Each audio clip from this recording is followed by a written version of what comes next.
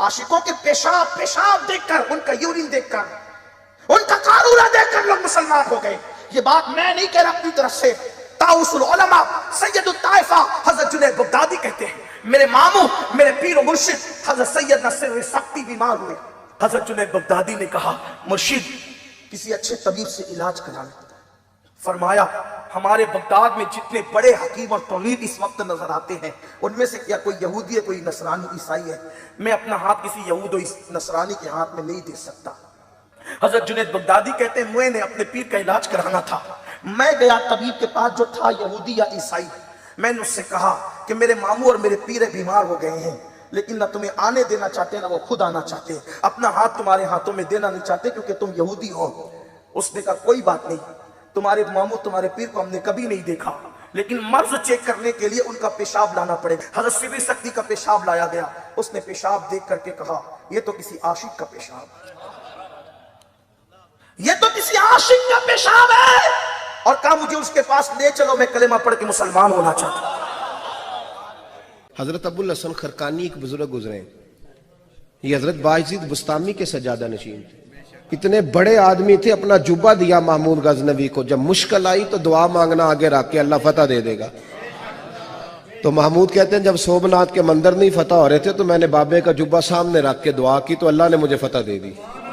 कहते हैं, बाबा जी रात ख्वाब में मिले तो कहने लगे, तूने क्या कीमत डाली मेरे जुब्बे की? कहा, हुजूर क्या मतलब? फरमाने लगे, तू मेरा जुब्बा सामने रख के दुआ करता कि या अल्लाह हिंदुस्तान के सारे काफिर मुसलमान हो जाए तो अल्लाह ने तौफीक ईमान दे देनी। ये तूने क्या दुआ मांगी है? रूहानी तरीके से इलाज की शरई हैसियत बता दें। देखें, ये जब वो एक आया था, वो कुर्दिस्तानी जो बुट बना के गया पूरी पाकिस्तानी कौम को, उस वक्त मैंने जो 5 तरीका इलाज बताए थे वो आप मेरी वीडियो तफसील से देखें। उसमें एक रूहानी तरीका इलाज भी था, लेकिन रूहानी तरीका इलाज भी उन बीमारियों के लिए, हर बीमारी के लिए तो नहीं है। यानी दुनिया में कोई दवाई ऐसी नहीं है, कोई दम ऐसा नहीं है जो बच्चे का खतना कर सके। हाँ, आयो ना दाढ़ तले जी, है रूहानी बाईपास, और छड़ दो बाईपास, खतना करके दसो। जे ना है ना ते छोड़ दो।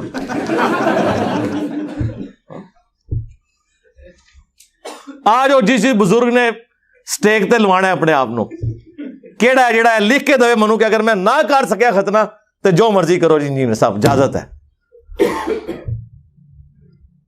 तो पता चल जाएगा भाई जो सर्जरी काम करती है वो बाजुकात अद्वियात से नहीं हो सकता, वो फिजिकली आपको इलाज करना है। इस तरीके से झाड़ फूंक का एक इलाज जो है वो चंद एक चीजों के लिए है, जो उसके एक्सपर्ट्स हैं वो करते हैं। बुखारी मुस्लिम में हदीस है कि शिफा 3 चीजों में है, शहद में, हिजामा कपिंग यानी ये पछने लगवाने में, और दाग देने में। लेकिन मैं अपनी उम्मत को दाग से मना करता हूं, लेकिन ये मना हराम के दर्जे में नहीं है, प्रेफरेबल है। क्योंकि मुस्लिम शरीफ में हदीस है, एक सहाबी को जख्म लगा, उसका खून नहीं रुकता था, नबी अलैहिस्सलाम ने अपने मुबारक हाथों से दाग दिया। दाग ये होता है कि लोहे की कोई सलाख, तीर का अगला हिस्सा, कोई लोहे की चीज गर्म करके जब वो फुल गर्म हो जाए तो वो उस जख्म के ऊपर लगाते हैं, वहां से वो गोश्त और वो सारा हिस्सा रोस्ट हो जाता है, फिर वो खून निकलना बंद हो जाता है। आजकल इलेक्ट्रिक दाग देने वाले इंस्ट्रूमेंट्स आ गए हैं जो सर्जन्स वगैरह यूज करते हैं। इसलिए देखें, अब जो बाईपास के ऑपरेशन हो रहे हैं ना, तो वो बड़े एडवांस हो चुके हैं, ऐसी अद्वियात आ गई हैं, अब खून भी नहीं लगता और बाईपास हो जाता है। वरना पहले कितनी बोतलें अरेंज करनी पड़ती थी, खून जाया हो जाता था। तो नबी अलैहिस्सलाम ने खुद वो तरीका इलाज इस्तेमाल किया, आपने फूंक क्यों नहीं मार दी? कहीं अल्लाह ने चाहा तो हो भी गया। बुखारी में हदीस है, एक साहबी की पिंडली की हड्डी टूट गई, नबी अलैहिस्सलाम ने हाथ पैरा ठीक हो गए। लेकिन ये 1-2 वाकयात मौजूदा तौर पे, अदरवाइज नबी अलैहिस्सलाम पूरा इलाज करवाते थे। और इलाज करना है, जो चीज इस तरह की सर्जरी वाली है वो दम करने से नहीं टूटी हुई हड्डी जुड़ जाएगी, वो नबी अलैहिस्सलाम का एक मोर्जा था। अगर आपको अपने बुजुर्गों पे इत्मीनान है तो तोड़वाएं अपनी टांगे और टाइम क़यामत तक जाए, करवा के दसो किसी को सीधा। इस तरह नहीं होता मेरे भाई।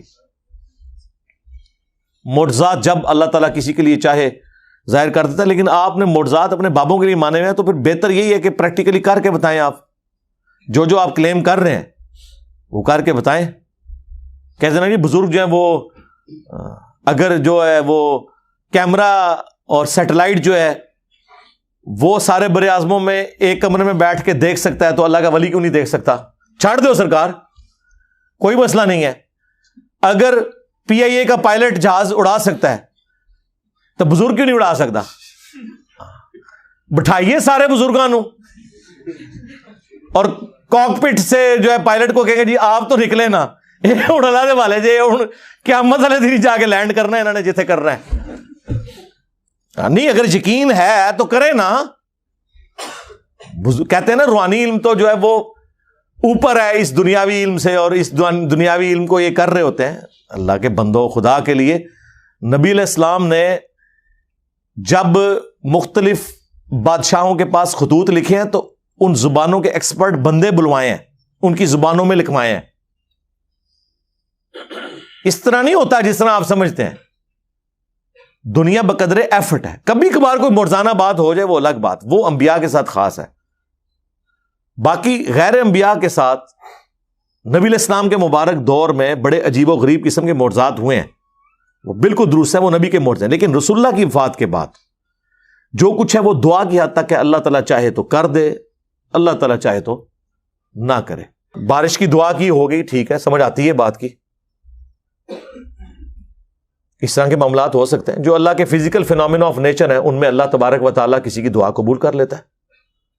لیکن کبھی ایسا نہیں ہوا کہ جی کسی صحابی کی آنکھ نکل گئی ہے، دوسرے نے پھونک ماری ہے تو اس کی نظر واپس آ گئی. نہ کسی کی ہڈی ٹوٹی ہے تو یہ جنگ قادسیہ اور یرموک میں صحابہ کرام کو جو زخم لگتے تھے تو ایک دوسرے کو سورہ فاتحہ پڑھ کے پھونکتے تھے، وہ زخم ٹھیک ہو جاتا تھا.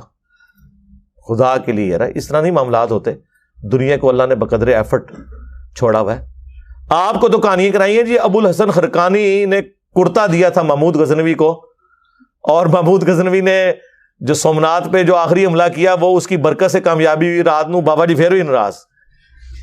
بابے کتنے خوش ہوندے تھے جدوں تک نعرہ نہ مارو انہاں دے اگے تسی یا میرا نا نہ لو.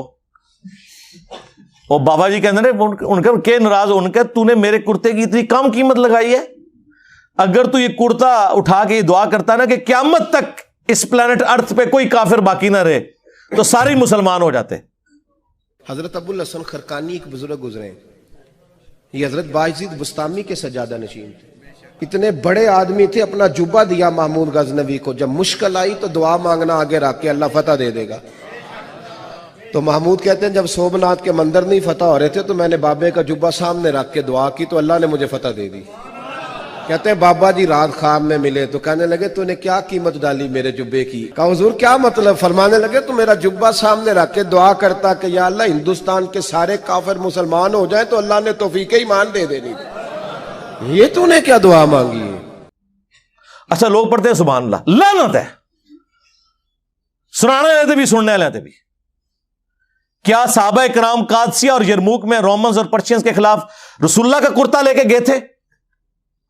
اور جب وہ کرتا حضور نے خود پہنا ہوا تھا ابو جہل نے تو پھر بھی کلمہ نہیں پڑھا. تم لوگ کہہ رہے ہو کہ روئے عرض پہ سارے مسلمان ہو جاتے کرتے کے وسیلے سے دعا کر کے. اور حضور کا تو کرتا وہ تھا جو واقعی شفا بھی دیتا تھا. مسلم شریف میں حدیث ہے کالا جبہ حضور کا نکالا اسما بنت ابی بکر نے، ان کا کہ نبی علیہ السلام پہ پہنتے تھے، ہم اس کا دھون مریضوں کو شفا کے لیے دیتے ہیں. یہ تو حضور کا چلے کرتا تھا. اور صحابہ کے پاس تو حضور کے جسم کے حصے تھے، بال مبارک. کرتا تو بہت چھوٹی چیز ہے، وہ تو حضور نے پہنا نا جو آپ کے بال مبارک. صحیح بخاری میں حدیث ہے ام سلمہ نے حضور کے چند بال نکالے ایک ڈبیا میں اور کہا کہ یہ نبی علیہ السلام کے بال ہیں. ہمارے محلے میں کوئی بیمار ہوتا ہے میرے پاس وہ پانی کی پیالی بھیجتا ہے، میں اس میں گھول دیتی ہوں، شفا ہو جاتی ہے اللہ کے اذن سے. یار وہ بال لے کے صحابہ کرام رومن اور پرشینز کے خلاف جا کے لڑتے اور بالوں کو سامنے رکھ کے تو فتح حاصل کرتے. جنگوں کی تکلیف کاٹی. 8,500 صحابہ اور تابعین شہید ہوئے ہیں صرف قادسیہ میں پرشین امپائر کے خلاف. کتنے لوگ ہاتھیوں کے نیچے آگے شہید ہوئے ہیں. تسی نگاہ ہی مارتے رہتے ہو. سب کہانی ہے. اور اب تو میں نے آپ کو بہت پہلے پریڈکٹ کیا تھا کہ اب ینگ جنریشن یا تو علمی کتابی مسلمان بنے گی، یعنی علمی کتابی سے مراد چھڑا مسلم، کتاب و سنت کے دلائل ماننے والا، اور یا پھر وہ اس مذہب سے ہی برگشتہ ہو جائے گی، سیکولر یا ایتھیسٹ ہو جائیں گے. باقی فرقے تو ہم نظر نہیں آنے. انشاءاللہ تعالی. کیا موجودہ دور میں کرامات کا کسی بھی شکل میں وجود باقی؟ جی باقی ہے. یہ ہمارا پلیٹ فارم کرامت ہے. اس سے بڑی کوئی پلانٹ ارتھ پہ کرامت ہے تو بتا دیں. تفنن اپنی جگہ اور ریالٹی بھی ہے. یار انہوں نے کبھی سوچا تھا کہ ایک بندہ اٹھ کے انہیں اس طرح ایکسپوز کرے گا کہ ان کی اولادیں جن کو بچپن سے بابوں کی کہانیاں گٹھی میں ڈالی گئی تھی وہ چھوڑ کے اس شخص کے ساتھ جڑ جائیں گے جس کی قبر مدینے میں صلی اللہ علیہ وآلہ وسلم. آپ کو کتنا فخریہ سناتے ہیں, نہیں فلانے دا فیض جاری ہے, او چھڑ دیو سارا دے فیض ڈوب گئے. ایک یوٹیوب دی ویڈیو, ایک میرا نعرہ نا سب کچھ لے گیا. تو یہ کرامت نہیں ہے. کرامت یہ ہے کہ اللہ کا کرم ہو جائے کسی پہ, کسی کی دعا قبول ہو جائے, کسی کی ایفرٹ اللہ تعالیٰ قبول کر لے اور اس کی برکت سے کوئی معاملہ کو جاری فرما دے. یہ لادہ بات ہے کہ تبلیغی جماعت اتنی بڑی کرامت ہے, لیکن دیوبندیوں کے نزدیک, بریلویوں کے نزدیک گمراہی کے پیشوا ہیں یہ. اور باپا جانی کی دعوت اسلامی اتنی بڑی کرامت ہے بریلویوں کے نزدیک, لیکن دیوبندیوں کے نزدیک گمراہی کی پیشوائیت کا شرف انہیں حاصل ہے. تو تعداد کی بنیاد پہ, جماعتوں کی بنیاد پہ تو یہ ایک دوسرے کو نہیں ماننے کے لیے تیار, تو یہ چھوڑ دیں. تو کرامت کے اوپر میں نے مفتی منیب الرحمان صاحب حافظہ اللہ نے جب میرے خلاف ایک مضمون لکھا دنیا اخبار میں, تو میں نے ان کی طبیعت صاف کی تھی کرامت اور معجزے کے حوالے سے کہ ہم مانتے ہیں, لیکن وہ چیزیں جو واقعی رپورٹ ہوئی ہیں. اور اس میں نے دیکھیں کتنے عرصے سے انہیں کہا ہوا ہے تخت بلقیس کی انہوں نے رٹ لگائی ہے. تو میں نے کہا تھا وائٹ ہاؤس لا کے مرگلا ہلز پہ رکھیں, اگلے دن میں بریلوی ہونے کا اعلان کر دوں گا. ہاں لیکن مجھے دکھانا ہے آپ نے. انشاءاللہ میں جیسے ہی اسلام آباد انٹر ہوا اور میں نے پڑھا لا حول ولا قوت الا باللہ, تخت بلقیس تو غائب ہو جائے گا, وائٹ ہاؤس تو غائب ہو جائے گا, وہ نظر کا دھوکہ ہوگا. اور غائب نہ ہویا ٹھیک ہے میں بریلوی ہو جاؤں گا, ٹائم قیامت تک جائے. کرامات کی وجہ سے مقام طے کرنا, کوئی مقام طے نہیں ہوتے سرکار. یہ کل وہ ایک بندے کی ویڈیو لگی ہوئی ایک بریلوی عالم کی, اور وہ واقعہ یہ سنا رہا ہے. اچھا وہ واقعہ سنا رہا ہے, لوگ مذاق اڑا رہے ہیں, یہ آپ کے بزرگ لکھ کے گئے ہیں واقعات.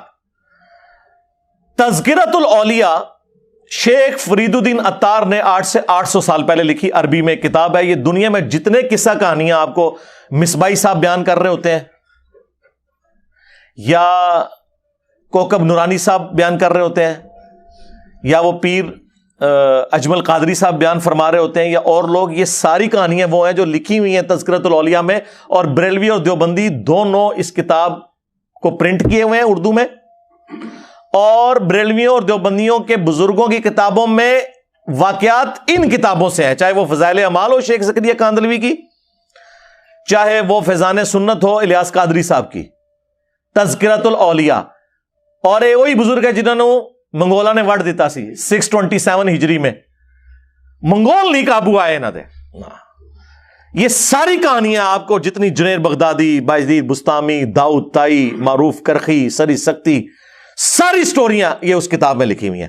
جو مولانا بیان کر رہے تھے اور لوگ ہنس رہے تھے, یار آپ ان بچوں پہ ہنس رہے ہیں, یہ تو ان کی جائز روحانی اولادیں ہیں, شیطانی اولادیں نہیں ہم کہتے, پھر یہ برا مانیں گے, کہ جنہوں نے یہ واقعات لکھے ہوئے ہیں. اور واقعہ کیا بیان کر رہے ہیں؟ واقعہ یہ بیان کر رہے ہیں کہ جی ایک دفعہ جو ہے نا وہ حضرت معروف کرخی جو تھے وہ بیمار ہو گئے. حضرت سری سکتی, یہ پوری ایک چین ہے نا جو تصوف کی چلتی ہے نا, وہ کہتے ہیں جی مولا حسن ابن علی کے مرید تھے حسن بصری, اور حسن بصری کے آگے مرید تھے حبیب العجمی, اور ان کے آگے تھے مرید تھے داؤد طائی, اور ان کے آگے سے مرید تھے معروف کرخی, اور ان کے آگے سے مرید تھے سری سکتی, اور پھر آگے مرید تھے جنید بغدادی, اور یہ پوری وہ چین چلاتے ہیں. تو وہ کہتے ہیں جی سری سکتی بیمار ہو گئے, تو حضرت جنید بغدادی انہوں نے کہا کہ حضرت آپ کسی نا ڈاکٹر کو دکھائیں. انہوں نے کہا میں کسی یہودی یا نصرانی ڈاکٹر کو نہیں دکھا سکتا. سرکار نگاہ مارو نا اپنے ہوتے ہیں, ڈاکٹر کو لے کے جانا ہے. یہی تو ہم کہتے ہیں, ہمیں کہتے ہو مزاروں پہ جاؤ, خود جو ہے وہ آغا خان میں اور شفا انٹرنیشنل میں علاج کرواتے ہو. آج کے لوگ بھی یہی کر رہے ہیں, اس زمانے میں بھی یہی کرتے تھے. ان کا جتنے اچھے ڈاکٹر ہیں وہ تو یا جیوز ہیں یا کرسچنز ہیں. تو میں تو وہ نبض چیک کرے گا تو میں نبض تو نہیں دکھا سکتا, ہاتھوں میں ہاتھ نہیں دے سکتا. دیکھو کس چیز کو کس سے ملایا ہوا انہوں نے. تو پھر خیر وہ ایک کہتے ہیں یہودی کسی ڈاکٹر کے پاس, طبیب کے پاس گئے. انہوں نے کہا یار چھوڑ دیں, آپ نا اپنے حضرت صاحب کا پیشاب مبارک لے آئیں. یہ مبارک تو میں نے لگایا نا عزت کے لیے, بزرگوں کا نام عزت سے لینا چاہیے, کیونکہ وہ پیشاب ٹیسٹ سے بھی بتا دیا کرتے تھے. اچھا وہ کتنا پہنچیا, وہ پیشاب تک کے دس رہا ہے, انہوں نہیں پتا انہوں کیڑی بیماری لگی ہے. میں تو پھر انج جناب پڑھاں گا. وہ کہتے جی جب پیشاب لے کے گئے, اس نے پیشاب دیکھا, کلمہ پڑھ کے مسلمان ہو گیا. اچھا کیوں جی, کیا ہو گیا؟ وہ کہتے جی کسی عاشق دا پیشاب ہے. عاشقوں کے پیشاب دیکھ کر, ان کا یورین دیکھ کر, ان کا قارورہ دیکھ کر لوگ مسلمان ہو گئے. یہ بات میں نہیں کہہ رہا اپنی طرف سے, طاؤس العلماء سید الطائفہ حضرت جنید بغدادی کہتے ہیں. میرے ماموں, میرے پیر و مرشد حضرت سید نصر سختی بیمار ہوئے. حضرت جنید بغدادی نے کہا مرشد کسی اچھے طبیب سے علاج کرا لیں. فرمایا ہمارے بغداد میں جتنے بڑے حکیم اور طبیب اس وقت نظر آتے ہیں, ان میں سے کیا کوئی یہودی ہے, کوئی نصرانی عیسائی ہے؟ میں اپنا ہاتھ کسی یہود و نصرانی کے ہاتھ میں نہیں دے سکتا. حضرت جنید بغدادی کہتے ہیں میں نے اپنے پیر کا علاج کرانا تھا. میں گیا طبیب کے پاس جو تھا یہودی یا عیسائی.